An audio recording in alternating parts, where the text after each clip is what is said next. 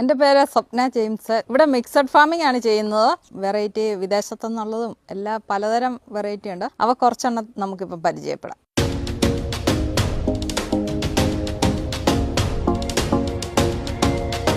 ഇവിടെ കൂടുതലും നാടനും റെഡ് ലേഡിയാണ് പപ്പായ. പിന്നെ കൂടാതെ ഈ ഒരു വെറൈറ്റിയും കൂടി ഉണ്ട്. ഇത് വിയറ്റ്നാം എയർലി പ്ലാവാണ്.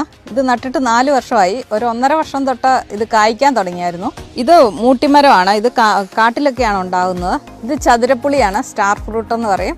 ഇത് ബറാബ.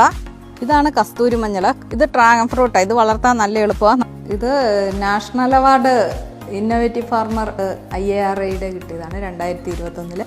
അങ്ങനെ കുറച്ച് അവാർഡുകൾ കിട്ടിയതാണ് ഇതൊക്കെ.